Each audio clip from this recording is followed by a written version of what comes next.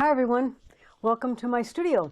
I'm sitting tonight, this is Holly by the way from Artistic Cutworks. I'm sitting tonight because most of what I will be doing will be on the computer. So it's a little more comfortable to sit than to lean over on my computer. So that being said, I've been playing a lot, as I told you in the few other videos, with the Sure Cuts a Lot 5 program, designing program. Things so far that I like about the program is it's very, very powerful. But again, it's kind of like digitizing software. It's like the generation's digitizing software. There's a ramp up. There's a significant ramp up, but you can do so much more with it than even the Silhouette software. So I can very easily see that I will be using the two of those softwares pretty much exclusively for my designing. Some of the things that I really like that it does very well is the text and all of the fun text things that you can do with it with just a few clicks, whereas it's a lot more work, a lot more steps in the Silhouette software. That doesn't mean it's bad, it just again means it's different. But if you know me at all from digitizing classes or from embroidery, you know that I like to be efficient. I don't like to waste a lot of time on movement or on multiple clicks that are unnecessary. If I can use a keyboard command, I'm going to do that. If I can use a right click, I'm going to do that because I'm about staying focused right where I am and not changing my line of focus up to a menu or something like that. And I kind of like the Sure Cuts a Lot. They call it SCAL for that reason. There's two versions of Sure Cuts a Lot. There's Sure Cuts a Lot 5. Well, there's 1, 2, 3, and 4 as well, but I wouldn't buy those. Sure Cuts a Lot 5. And then there's Sure Cuts a Lot 5 Pro. The difference between them is Sure Cuts a Lot 5 is about 50 bucks. Sure Cuts a Lot 5 Pro is 150 bucks. I don't have the Pro. I don't see a need for it. The things that I see that would be maybe useful would be the ability to add weeding boxes and weeding lines without having to draw them in. Well, I can live without that. I can live without that. And if I'm taking something into the Cameo software to send it to my machine, I can put them in there. So I'm not really worried about that. Most people, most digitizers for embroidery have more than one software that they use.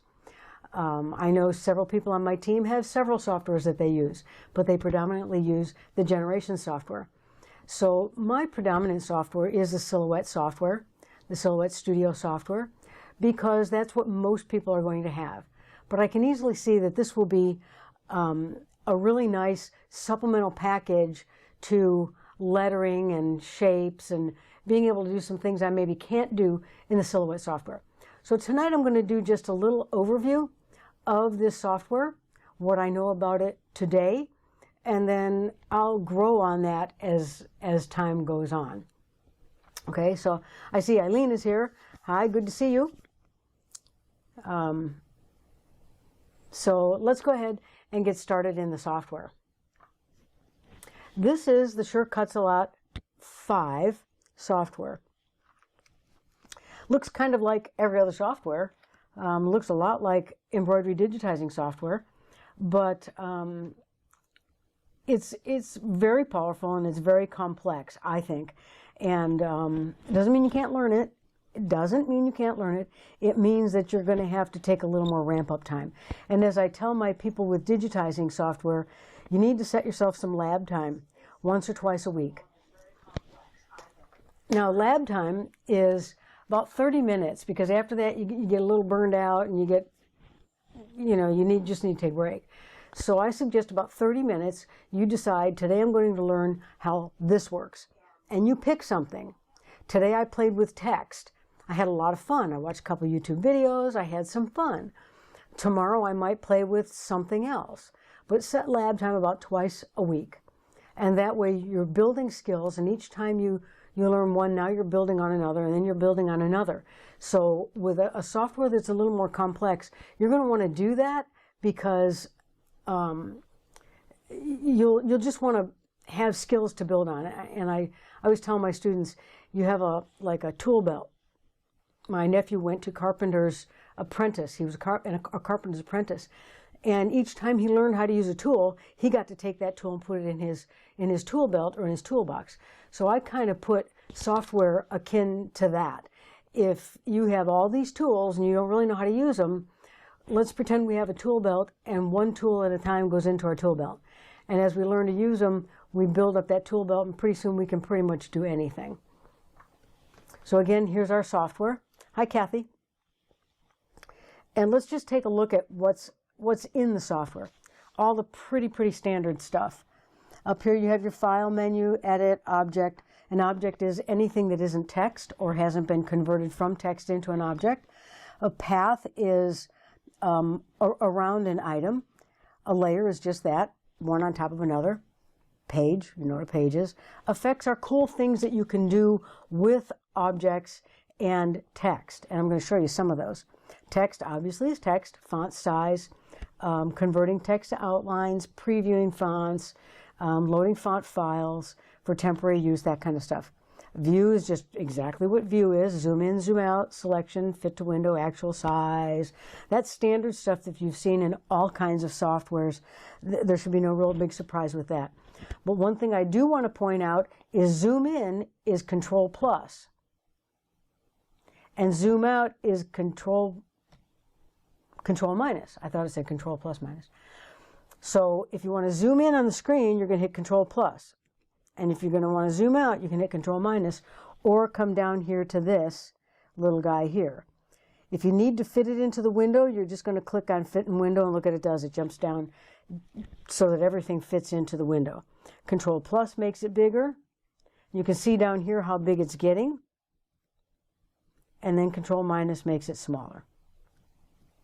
Okay? So I'm going to set my mat at about 75. I just feel good at that size for now. That could change.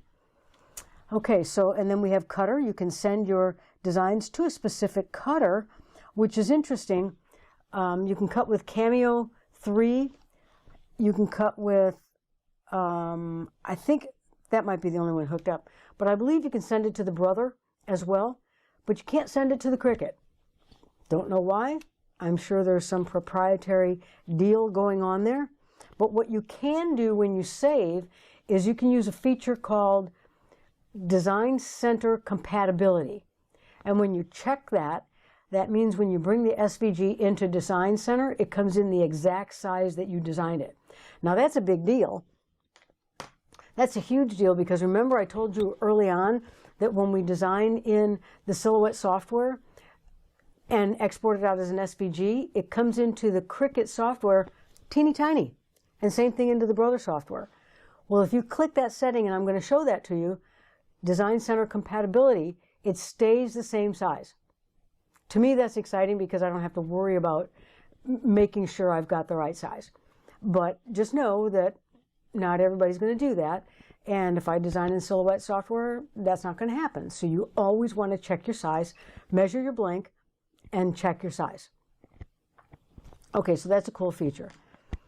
Then the icons below, we have New, Open, Save, pretty standard, Cut, Copy, Paste, Undo, Redo, Import SVG, Trace an object like a JPEG. Then you have a library, and the library is kind of cool. It's definitely worth mentioning to you. All of these shapes in the library and all of these categories are like awesome. You can have design downloads in here. You can put recent downloads. You can put your own library shapes in here, which is pretty cool. You can have favorites. Like for example, tags. Maybe you want to do gift tags for Christmas. You can just grab these guys and make your gift tags and size your gift tags for whatever size you want, put your stuff in them, and you know, you're good to go. So it's a pretty cool feature. I like the library. I like the library. Okay, and then we have the store. Of course, you can buy and then preview, and the cutter. Now, if you go to the cutter, it's going to ask you what model. And mine right now is set for Cameo 3. But I would venture to guess that if I set up my other ones and they were on, I could cut to the other cutters. I would guess that. I'll let you know about that at another time.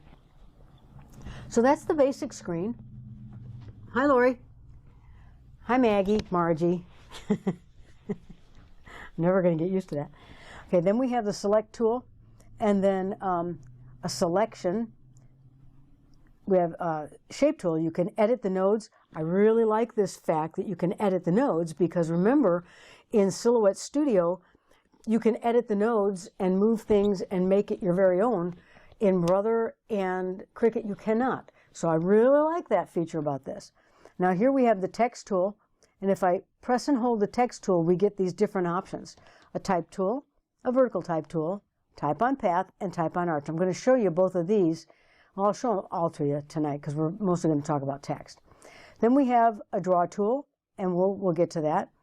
We have a freehand and a brush, an eraser, and then these are different basic shapes that you can use instead of having to go to the library. An eyedropper, and this is a I think this is a gradient. I'm not real sure what this is. That's okay. We have a knife tool. You can either use a knife or crop. And then we have, this is a distorting tool. So I believe you can use this for text, so we're going to kind of try that. A stencil bridge. That is when you have a stencil,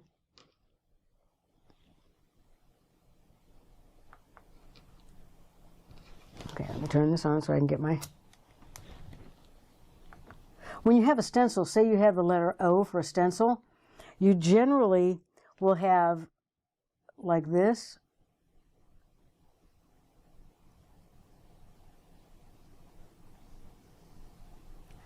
And that's a stencil bridge. So it's going to help you make stencils, basically, is what that's going to do. So that's kind of a cool thing. And then a zoom tool, a ruler, and a panning tool. You have windows that open up over here. This is for your page, to set your page, what size, your landscape. You can use millimeters, centimeters, or inches. I'm going to use inches. Grid lines are set for 6. That's interesting. That's interesting. I'm going to set it for, that's interesting. Okay, I'm going to set it for 12 inches. Oh, I think I do want 6 inches. That's weird.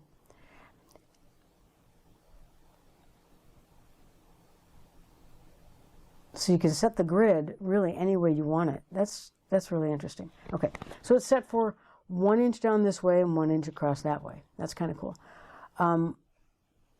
Workspace, I'm going to put this at 50. I think that's how big your alphabets come in and all that kind of stuff. Okay, so now we have layers. Your layers are going to show here, and you're going to see those a little bit later. And as you can see, you can move these around a bit. If you click this arrow right here, it makes these little things floating. You can float them around the screen and put them wherever you want them to be. Now, I myself find that a little bit distracting, but you may like to have out maybe your position and size and your color or something like that out to work on. And if you like it that way, that's great. Then, do that. Absolutely. And then you have your preferences and tools for cutting and all that, and then your font and text. Okay.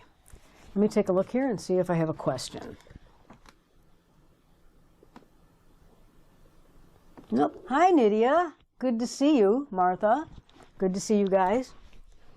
Okay, so are any of you that are here tonight using shortcuts a lot for your designing? I'm just curious. I'm just curious. I know when Karen's comes, she'll say she is. Okay, so let's just kind of look at how some things work. I'm mostly going to focus on text tonight because that's the thing that's most intriguing to me in here right now. I may find other things, but for now, this is what I'm finding intriguing. Okay, I'm just going to type text, just plain old text. Okay, I'm going to type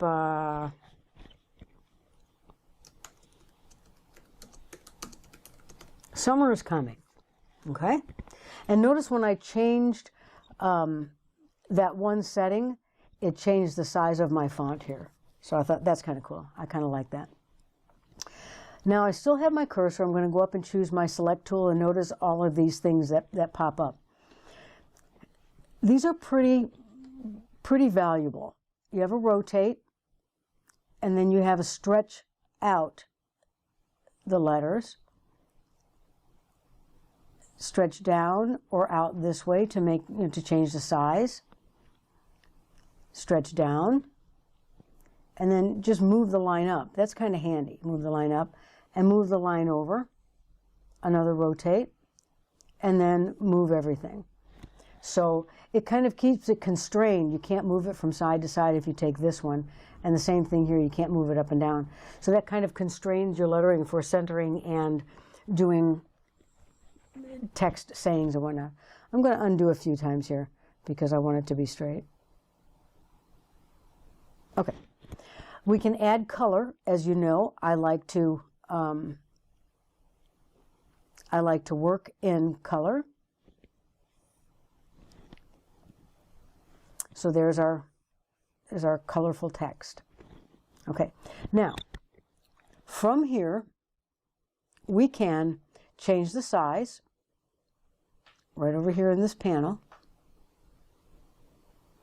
We can change the width, but notice how it's kind of cramping each other. Can you see how it cramped each other up? So we're going to put that back. But you can, bring it closer together there as well. Okay. We can do something called tracking, and that's, you see what's happening? It's adding space between each letter. Now, leading is something different. Leading is if I have copy paste. If I have two of these,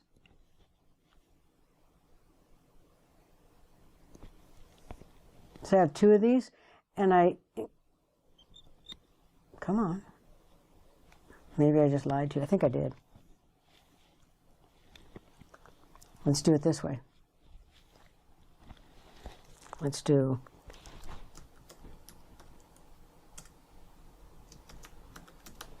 text basics. Now it should, see what's happening?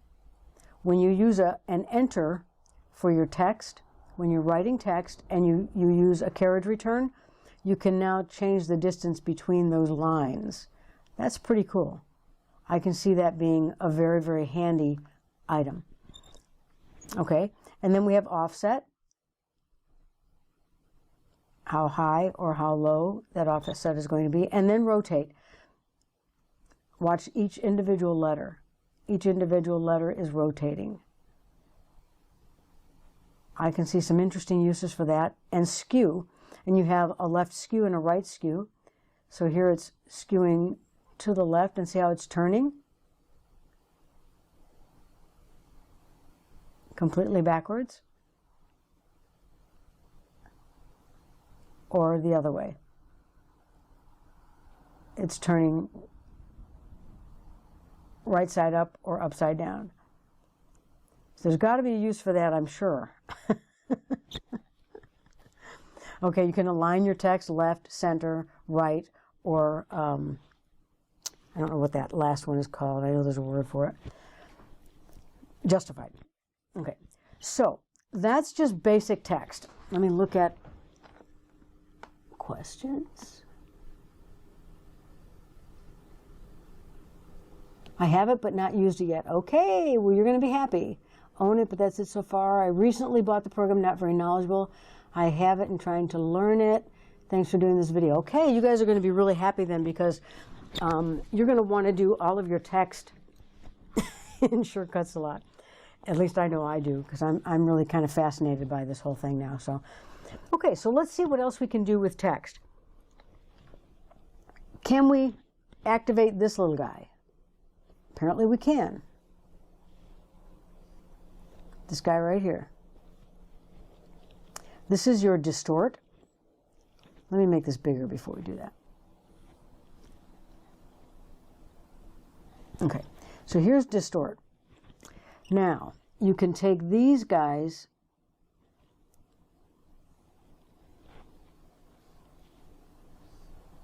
Summer is coming. And play with it however you like, but you can't put ones in between.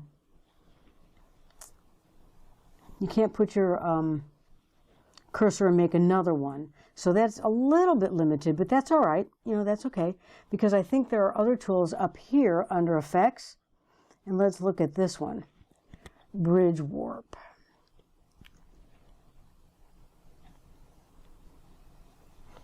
Okay, let's do this. Okay, let's go back to here, and I'm going to go up to Effects. Come on. I'm going to make it bigger so you can see it. Up to Effects, and Barrel Distort. Each one of these is going to bring up something that you can do with the software. I'm going to check Auto Preview. Now watch what happens to the lettering. Is that cool? Okay, the next one is Bridge Warp. See how it's curved a little bit? Make sure Auto Preview is turned on. There's a straight warp and a curved warp. Let's do just the top offset. That's kind of cool.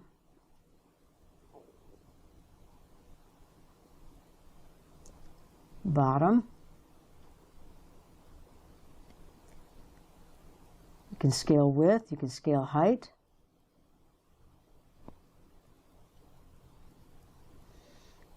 I think that's pretty cool. And then we have a straight warp. You see how it got pointed here?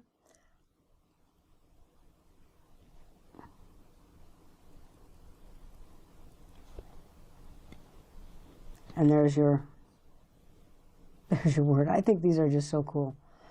Okay, after that we have bulge. And you can do top and bottom separately, together, or opposite. So I'm going to do them separately. And you see what's happening?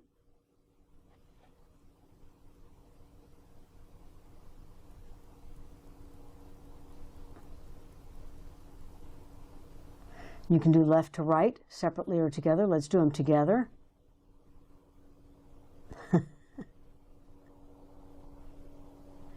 You can curve it more.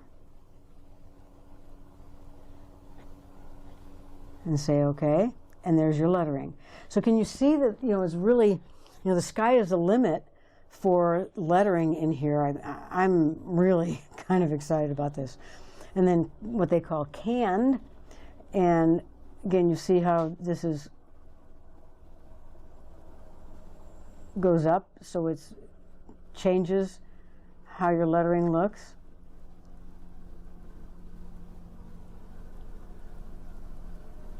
Change the diameter, so it changes it again. And there's your lettering. Next one is Drop Shadow, and this one comes in really, really handy when you're doing knockout lettering. I don't know how many of you have done knockout lettering. I can show you a piece of knockout that I did, and I will be teaching this. This is knockout lettering. I cut it on all 3 machines after making it in Sure Cuts a Lot today, and it worked beautifully. It absolutely worked beautifully. So I will be teaching you that. That will be a video. That's always kind of fun to put on shirts and things like that. So the shadow is kind of fun. You can change where your shadow goes, up or down. And so there's your shadowing. It comes in very handy for several things. Lattice kind of just gives you a, I haven't quite figured this out. Let's just see what it, oh, okay, that's what it does. Not exactly sure what we're going to use that for, but I'm sure there'll be something.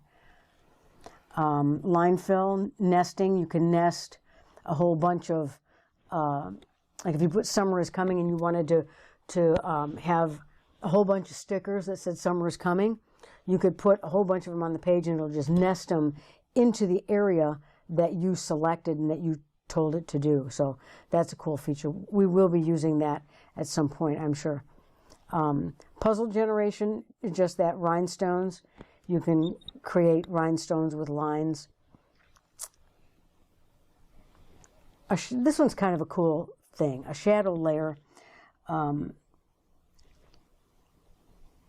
Inset, let's do a inset shadow layer, maybe.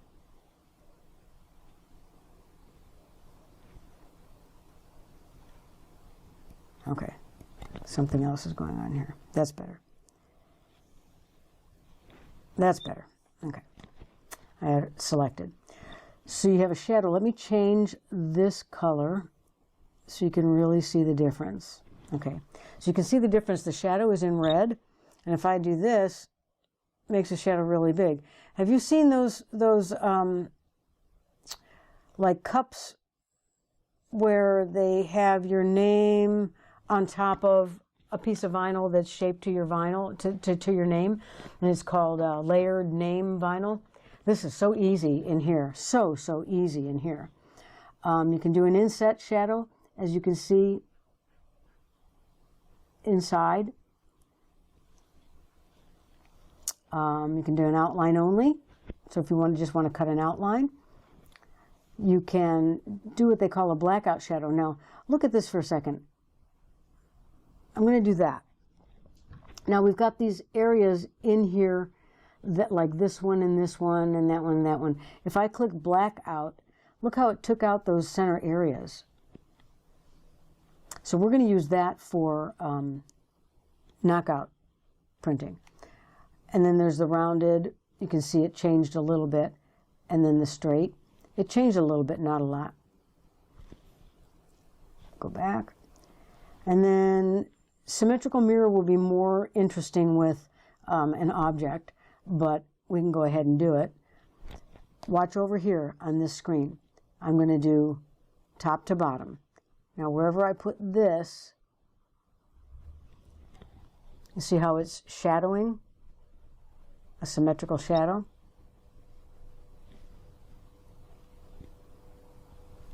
It's going to change it based on where you put that grid. If we do bottom to top,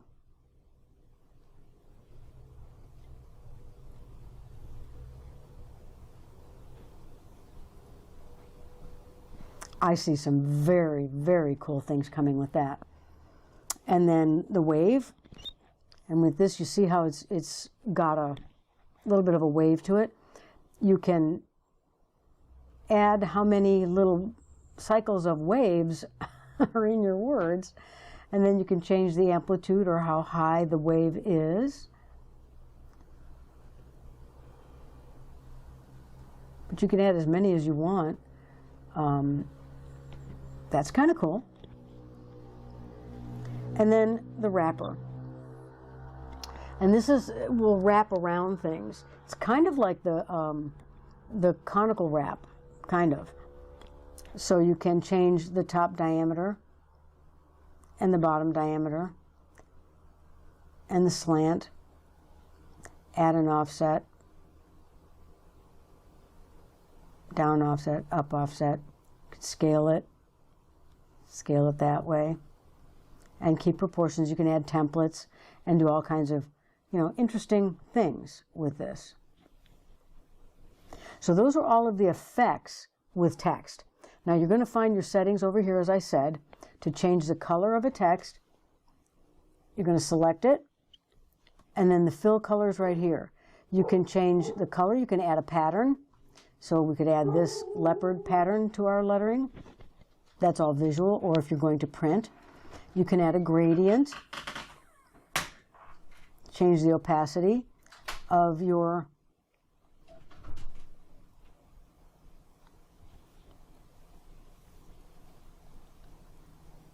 I guess we have to figure out how we're going to do that with color, but you can add a gradient. Remember, I'm just learning. I'm just learning this software. So you can change how things are joined together. They have end caps, line styles, opacity, all kinds of really great things you can do with the software. And then again, these are your text features.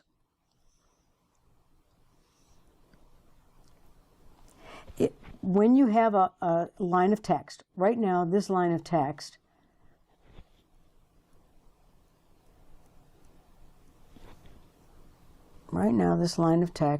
is going to be color. Right now it's text. If I ungroup this, that's interesting. If I ungroup this, we can move each individual letter, just like we can ungroup. Remember that text is our individual hang on one second. Gotta select it.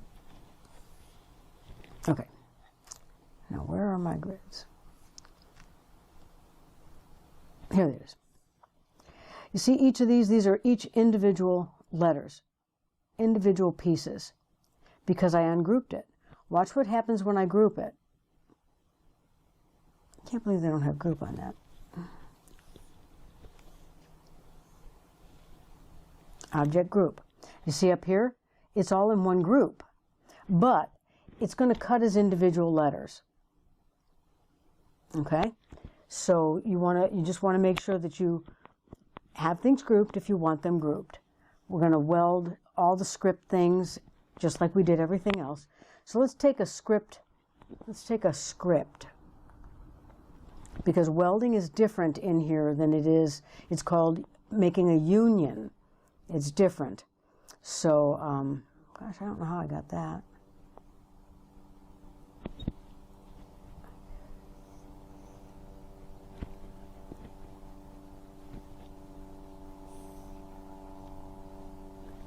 I'll figure that out later. Okay, let's do text, and let's find a script.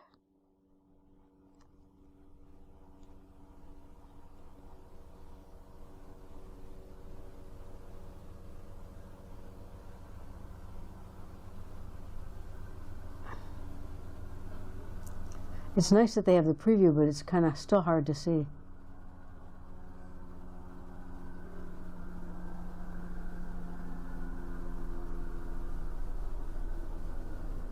Let's take that one.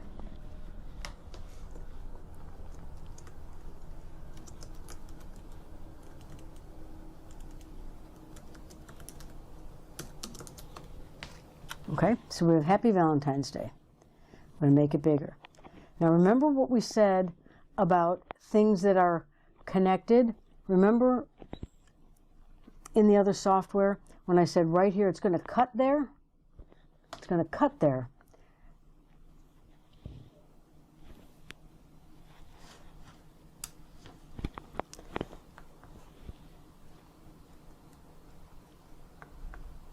I'm going to make that pink so you can see. It's going to cut right here. It's going to cut here. It's going to cut here. We don't want that to happen, right? Because we want these letters to look nice. It's going to cut right here. We don't want that to happen. So we're going to do what other softwares call Weld. We're going to do a union. But first we have to space this a little better because it's not spaced very well. And we need to spread things out a bit. But when we spread things out a bit, look what happens.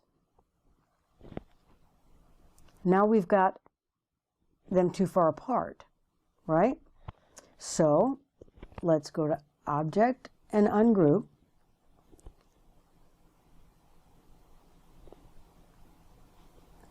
We can move these over so that they're touching. Well, that won't touch.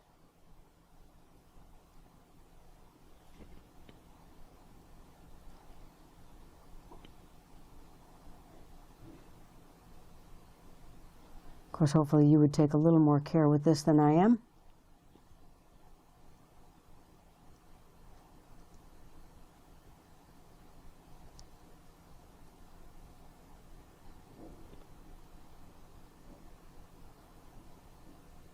You may not be able to touch them all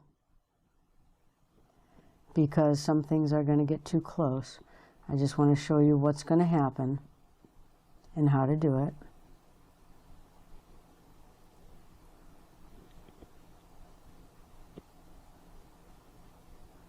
I'm going to actually show you with the Y and the A.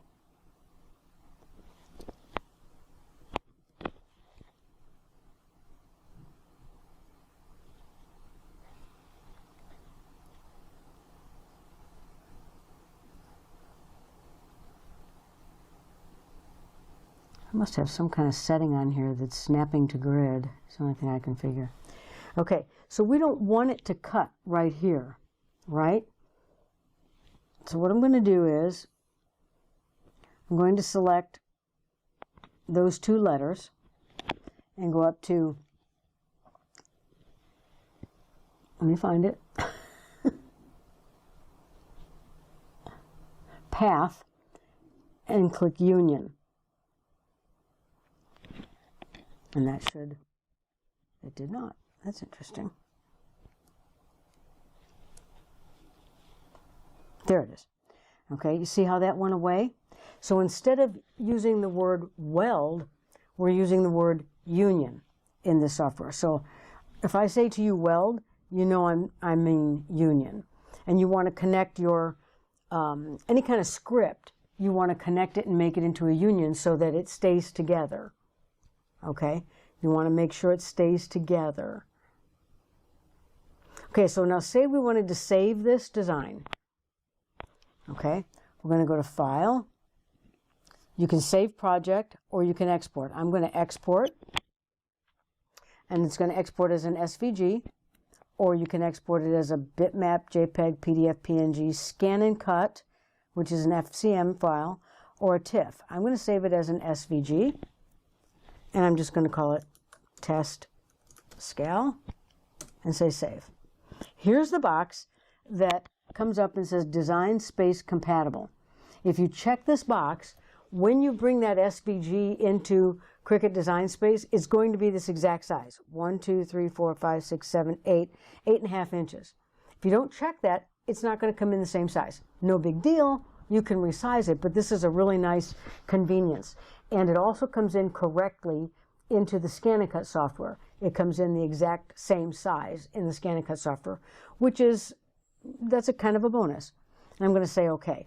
But now I'm also going to come back here and I'm going to save my project. And this is why I'm going to save my project. Because of right here, shortcutsalot5.scut5. This is, as I've told you before, my proof of copyright that I created this on the day that I created it and the time that I created it. So if there's ever any question, it's mine, okay? And I'll save that. So I always save two different ways. Okay, so I'm pretty impressed so far. I've been playing around with the software a few days and made a few designs like I showed you, and I'm pretty impressed. I think I will stay impressed, and I think I will become even more impressed as time goes on. But that's lettering, and that's a very tiny slice of lettering for this program, I'm getting the feeling. Yeah, it is pretty neat. That's an understatement. The program is awesome. I'm learning. Knowing how to use it is easy. Why am I killing you, Nydia? Lori, do you cook and do you clean house? You're welcome to come here. You can come live with me. I'm looking for someone that'll cook and clean.